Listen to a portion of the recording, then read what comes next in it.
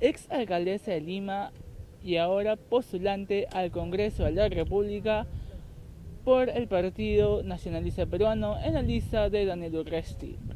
El día de hoy vamos a entrevistar a Susana Villarán de la Puente.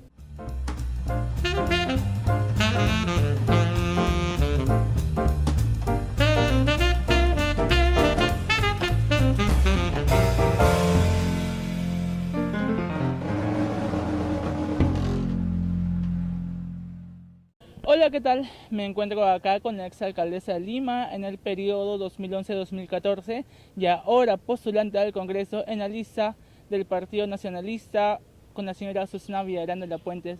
Susana, ¿cómo estás? ¿Cómo te va? Bienvenida a Encantada de estar contigo en este momento, en este parque tan bello, en este día tan hermoso. Susana, preguntas directas, así como se llama el título Hablando sin miedo del blog. ¿Sí? ¿Cómo ves Lima en ese año y 2 meses a cargo de la gestión de Luis Castañeda Locio? Estancada. Lamentablemente muchas de las obras y de los servicios culturales, educativos, deportivos que dejamos, así como las obras, se han quedado estancadas o están yendo muy lentamente.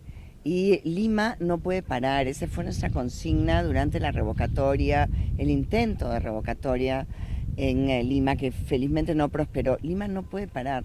Lima es la capital de la República. En Lima tenemos todas las sedes administrativas. En Lima se produce 50% del Producto Bruto Interno del país. Lima tiene enormes desigualdades. Lima necesita muchas inversiones, necesita mucho trabajo y necesita un gran impulso transformador, no flotar como un corcho. No se puede hacer gestión pasando por agua tibia todas las grandes cosas que generan normalmente conflictos. Por ejemplo, una reforma del transporte te genera conflictos, pero hay que hacerlo, hay que asumir ese costo. Hay pocos políticos que asumen los costos aún a cuesta de ¿qué? De su propio capital político. Pero eso es lo que tenemos que hacer. Entonces yo no soy de criticar en el sentido de resentimiento, soy crítica por mi amor a Lima. Por mi amor a Lima. ¿Tú crees que si no hubieses investigado a Castañeda no hubieses ganado tanto antivoto? No, si no hubiésemos investigado, si la investigación a Luis Castañeda, que fue una propuesta de todos los partidos políticos, de Lourdes Flores, de Susana Villarán y de todas las bancadas aprobados, y solamente con 2 votos en contra, la de su hijo y la del señor Danós de su partido, no debió hacerse, y en eso sí yo reconozco que hubo un error, no debió hacerse en el periodo electoral. Eso ganó una animadversión de Castañeda, que nos la juró para siempre, pensando que su debacle electoral se debió a la investigación, lo cual no es cierto. Es el pueblo el que no le dio su confianza. Pero eso sí, eso es lo que te podría responder. Mucha gente se pregunta por qué Susana defiende tanto la cultura, no ha hecho cemento, cosa que está mal acostumbrada a la población.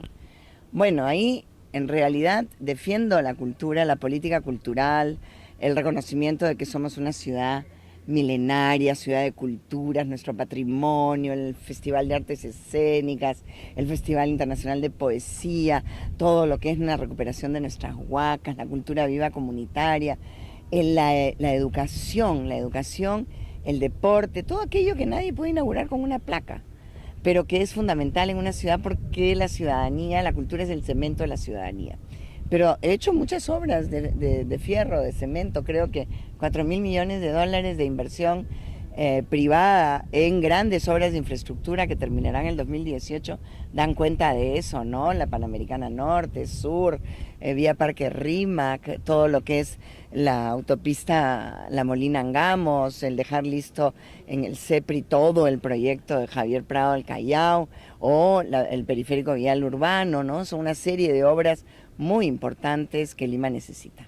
Justamente a Castañeda se le ha criticado y le han dado duro, sobre todo los jóvenes, el tema que ha utilizado los fondos, el fideicomiso del vía Parque Rímac para hacer el bypass de la avenida 28 de Julio con Arequipa. Estoy completamente de acuerdo con los jóvenes. Los jóvenes reaccionaron porque sienten que la ciudad es suya y que esa ciudad suya tienen derecho a vivirla de otra manera. Y no puede ser que se saquen de la manga un proyecto como el bypass y que usen para eso lo que era Río Verde, las 25 hectáreas de un pulmón verde en el centro del Rímac, en la isla de Cantagallo, con el conjunto habitacional para los chipivos conivos, con el espacio para nuestro Museo de las Ciencias y la Tecnología en nuestro país. Por eso tienen todo el derecho a protestar y es una pena que cosas así sucedan. ¿Qué recuerdos le trae la reforma del transporte, la clausura y desalojo de la parada? Realmente tuvo un alto costo político en su gestión. La reforma del transporte, afortunadamente, la iniciamos, duró 3 años y medio todo el proceso, quedó en marcha el primer corredor, el segundo corredor ya está en marcha, es imparable. Es imparable dentro del sistema integrado de transportes, de los buses, con el tren o el metro de Lima, el metropolitano, las ciclovías, las peatonalizaciones, todo eso junto hace un sistema integrado de transportes, un sistema troncal. Eso no me trae recuerdos, eso lo que me trae es la felicidad de que a pesar de que se le han querido echar abajo las mafias, hasta el propio Castañeda no ha podido. Y en segundo lugar, abrir el gran mercado mayorista de Santa Anita 40 años después, el poder llevar a que se lleven alimentos inocuos, quiere decir sanos, a la mesa de todos los limeños y limeñas, es una alegría para mí, es un gran y moderno centro de comercialización de alimentos perecibles. La parada nunca fue desalojada, nunca fue desalojada. Eso es algo que tiene que quedar muy claro.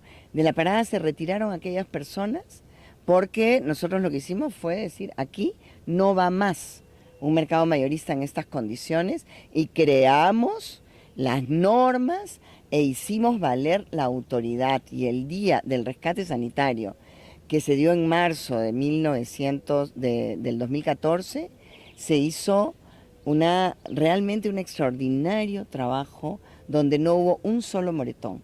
La primera vez, que fue en octubre del 2012, sí hubo una no muy buena, yo diría, análisis de riesgos de la propia Policía Nacional, perdón, y se dieron estos casos que tantos lamentamos. Claro, incluso en esa época justo se criticó que usted haya estado fuera del país el día que se inició el desalojo frustrado, la clausura frustrada en octubre del 2012. Sí, pero yo tenía planificado eso y la policía no nos había dicho que en ese día se iba a hacer.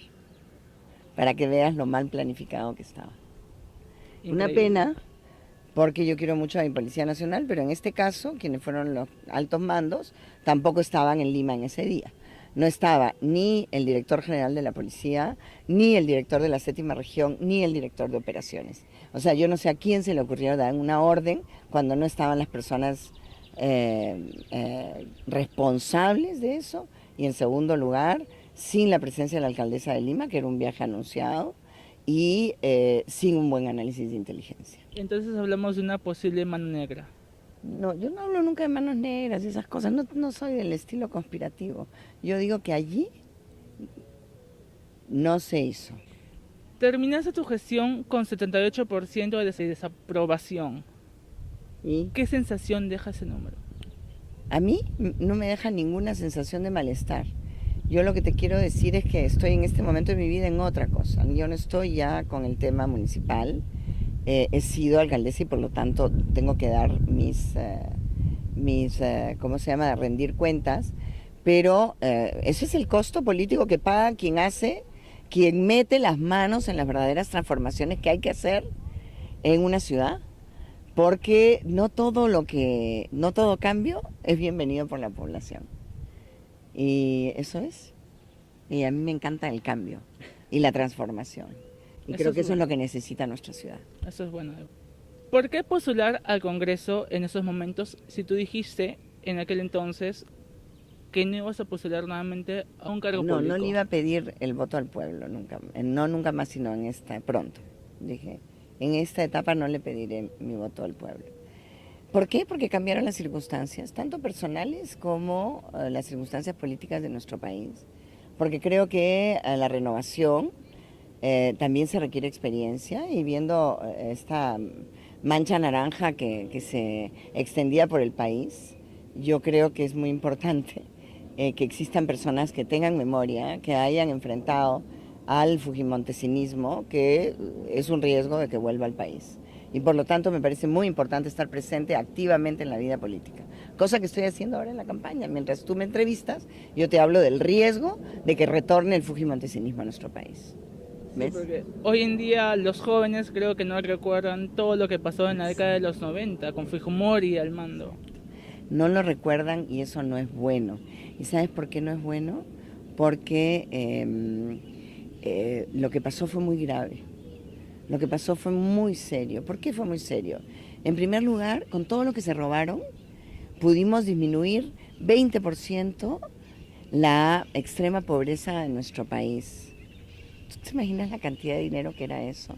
Eso se lo llevaron en peso y todavía debe estar en algunos lugares en Japón o en algún sitio todo ese dinero, o cómo hace la campaña la señora Fujimori en estos días, con qué plata.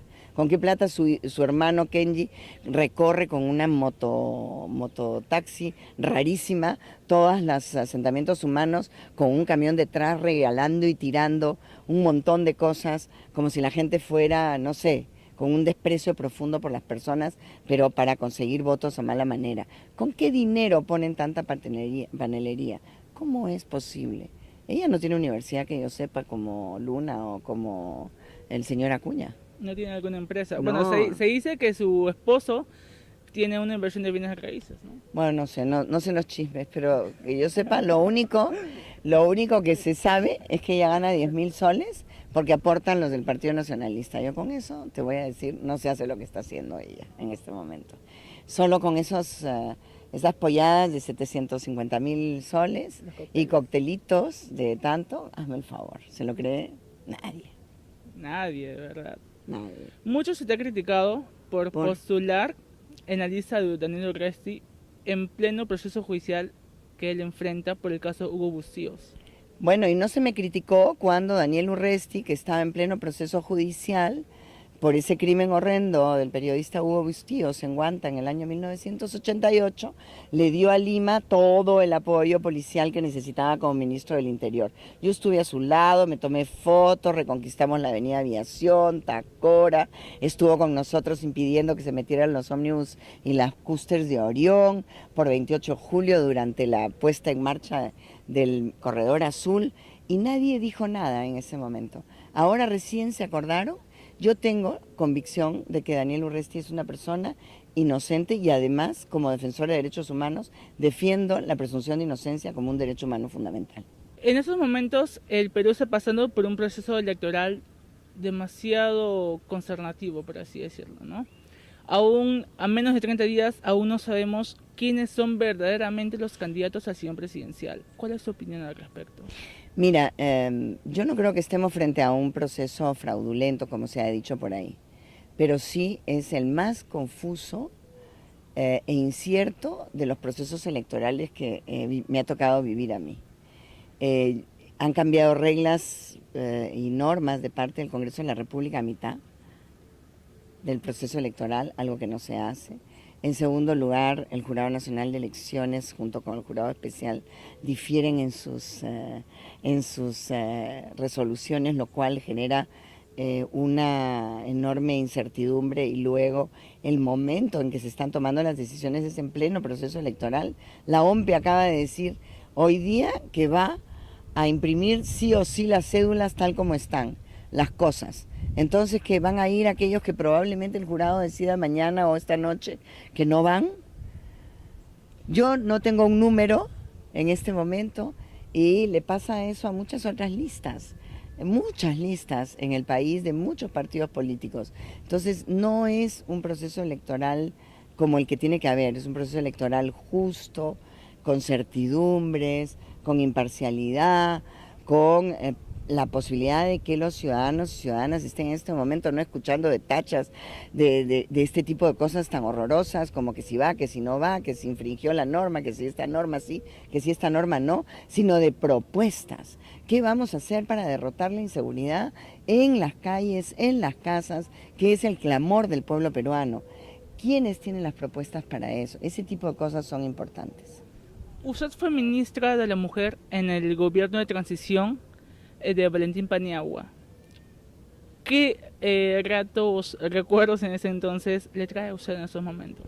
Valentín Paniagua ha sido un hombre extraordinario y dicen que esos hombres extraordinarios aparecen en la figura, en la política peruana y en la historia de nuestro país de maneras inesperadas. Fue el que tuvo la última votación en voto preferencial. Fue una persona que nunca hubiese salido elegido presidente de la República. ¿Por qué? ¿Por qué? Porque no era el hombre. Fíjate que cuando postuló, después de haber salido con 80% de aprobación, solo llegó con ajustes al 10% de la votación. No es un hombre de plazas, de mítines, de campañero, no es un hombre que es capaz, o no fue un hombre que era capaz de pedir mucho dinero para hacer campaña, todo lo contrario. Era un hombre austero, republicano, brillante, un demócrata carta cabal.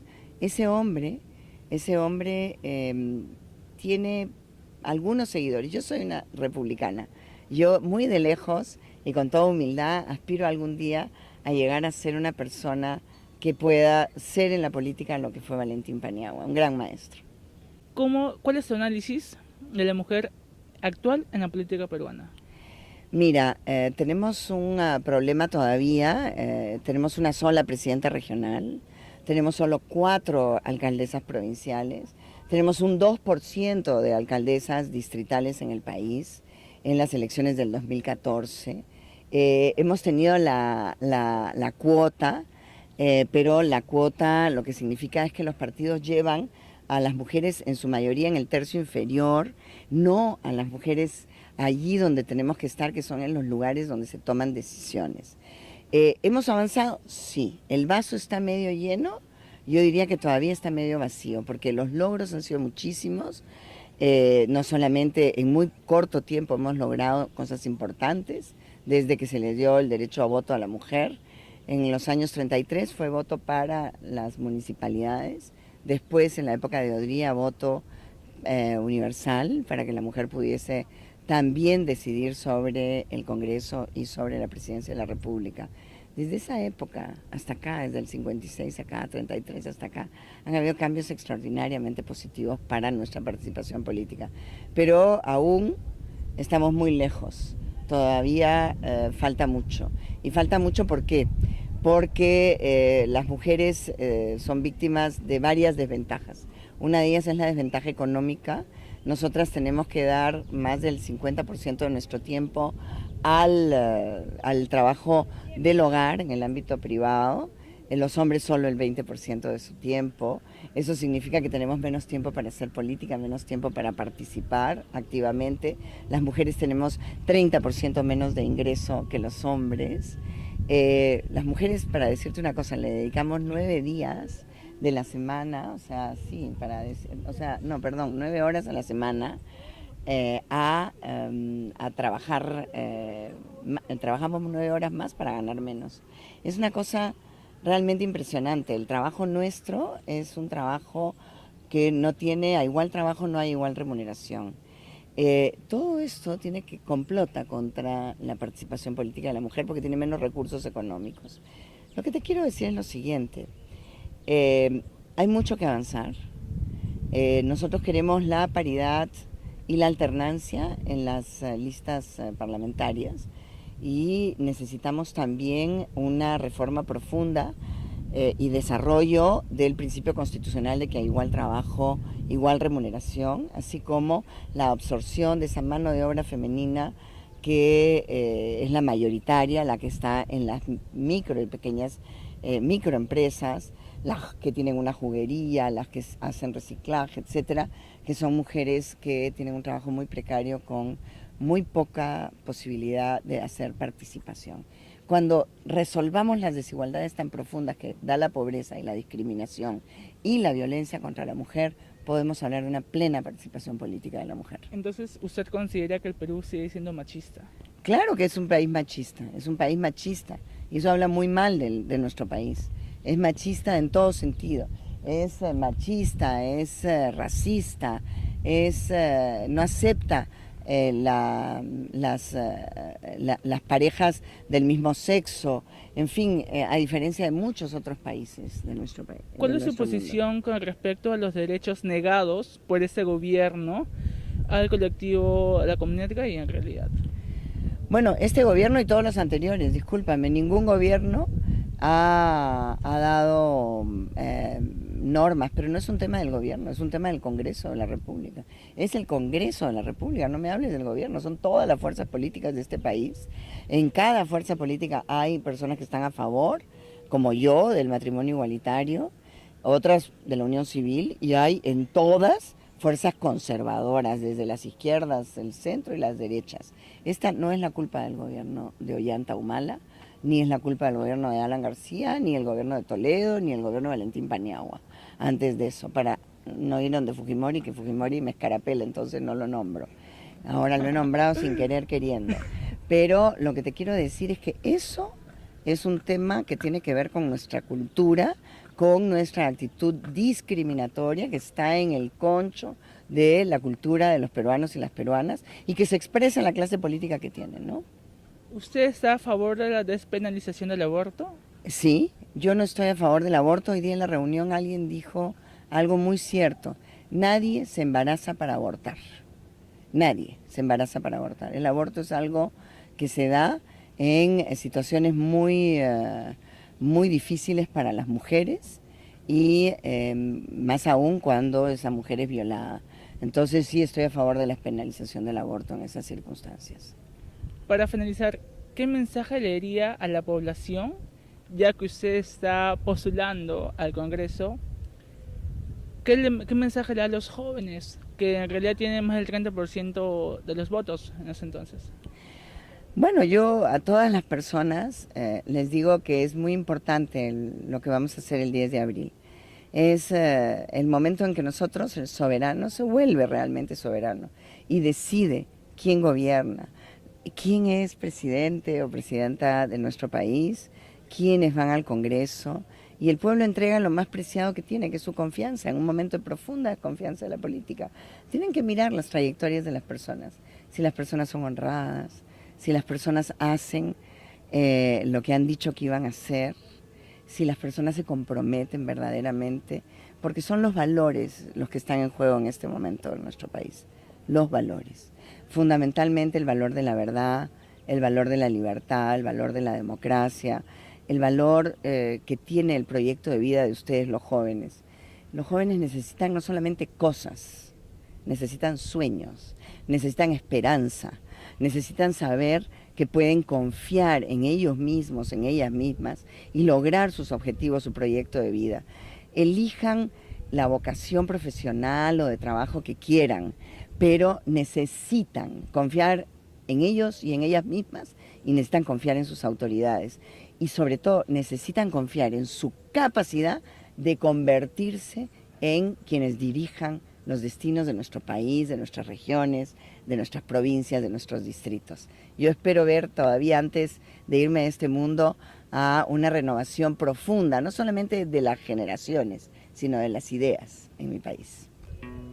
Bueno, gente, espero que hayan disfrutado de esta entrevista a Susana Villarán y que puedan compartir esta publicación. Muchas gracias y chao.